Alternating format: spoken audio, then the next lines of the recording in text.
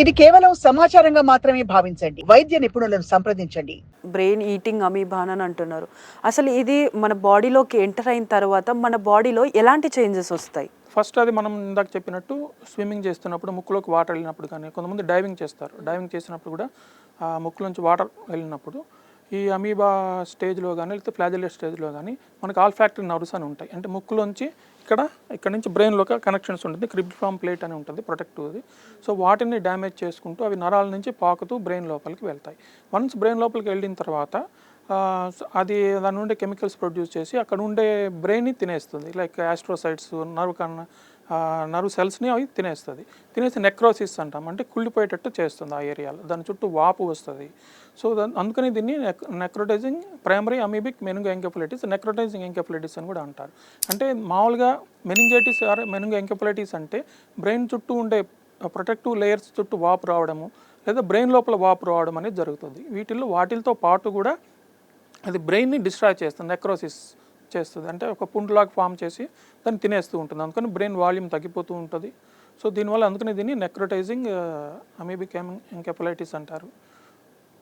So sir ఇప్పుడు ఇది అంటే అదర్ దాన్ మన బాడీ పార్ట్స్లో బ్రెయినే కాకుండా ఇంకా ఇతర బాడీ పార్ట్స్ని ఏదైనా ఎఫెక్ట్ చేసే అవకాశం? ఓన్లీ బ్రెయిన్కే అది ఎఫెక్ట్ అవుతుంది, ఇంకెక్కడ రాదు. బ్రెయిన్లో కూడా అది మెనింగోఎన్కెఫలైటిస్ కావచ్చు, లేకపోతే చిన్న చిన్న యాప్సిస్ లాగా ఫామ్ అవ్వచ్చు, నెక్రోటిక్ ఏరియాస్ ఫామ్ అవ్వచ్చు, different areas of the brain form అవ్వచ్చు, ఇంకెక్కడ స్ప్రెడ్ అవ్వదు.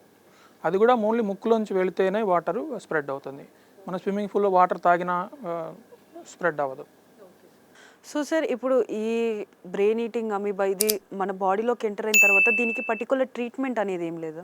సో ఫస్ట్ లక్షణాలు ఏమేమి వస్తాయి చెప్పుకుందాము. ఫస్ట్ వచ్చిన తర్వాత మెనింగోఎన్కెఫలైటిస్ అంటే ఏంటంటే హెడేక్, వామిటింగ్స్, బాగా తలనొప్పి ఎక్కువ రావడము, వాంతులు రావడము, జ్వరం రావడము, స్ప్రో కోల్పోవడము, ఫిట్స్ రావడము, ఇవన్నీ జరుగుతాయి. ఒకసారి అమీబా లోపలికి వెళ్ళింది అంటే ఇంక్యుబేషన్ పీరియడ్ అంటే ఒకసారి బాడీలోకి ఎంటర్ అయిన తర్వాత లక్షణాలు ఎప్పటికీ వస్తాయి. 2 నుంచి 10 రోజుల లోపల లక్షణాలు స్టార్ట్ అవుతాయి.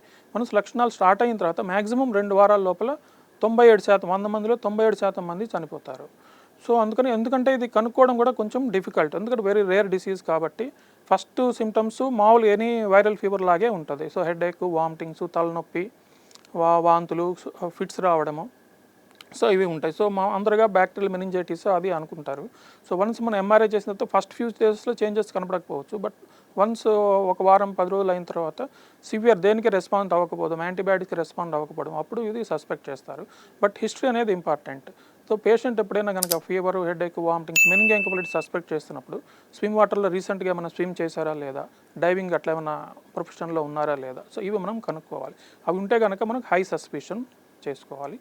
ఇంకొకటి అది ఇప్పుడు కేరళలో ఎక్కువ ఉంది కాబట్టి మిగతా స్టేట్స్లో కూడా లేదు కాబట్టి so it's very rare disease. But ఒకసారి వస్తే క్లస్టర్స్ లాగా వస్తాయి.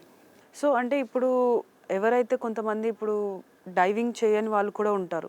సో వాళ్ళల్లో ఇది సోకే అంటే లైక్ వచ్చే అవకాశాలు ఏమైనా ఉన్నాయి? అదే స్విమ్మింగ్ చేసేటప్పుడు కూడా తల మనం పైకెత్తి పెట్టి స్విమ్మింగ్ చేయాలి. ఎప్పుడైతే తల ముంచి ముక్కులోకి వాటర్ వెళ్తే కనుక స్విమ్మింగ్ వాళ్ళకి వచ్చే అవకాశం ఉంటుంది. సో అది కూడా ఆ పాండ్లో అది యాక్టివ్ స్టేజ్లో ఉండాలి. ప్రతి పాండ్లో ప్రతి లేక్లో ఉండొచ్చు, బట్ కరెక్ట్ టెంపరేచర్ స్టేట్లో ఉండాలి.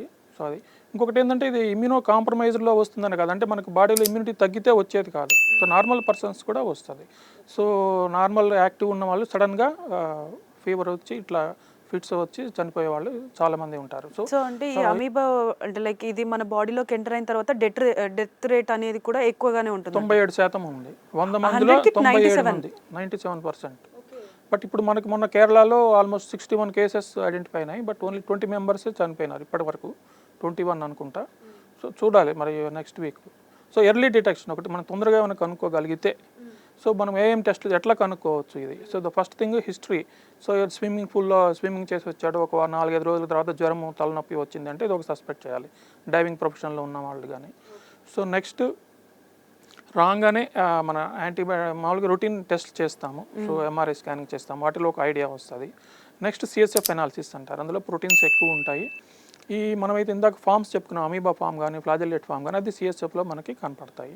లేదా పీసీఆర్ టెస్ట్ అని ఉంటుంది. సో ఇవి కనుక మనం చేసుకుంటే ఇది అని డయాగ్నోస్ కన్ఫర్మ్ చేసుకోవచ్చు. పేదవాడి పక్షాన నిలబడతాం, ప్రజా గొంతుకై నినదిస్తాం. వాయిస్ ఆఫ్ వాయిస్లెస్, తెలుగువారి మనస్సాక్షి, సాక్షి టీవీ. సాక్షి టీవీ ప్రసారాల కోసం మీ స్థానిక కేబుల్ ఆపరేటర్ను వెంటనే సంప్రదించండి.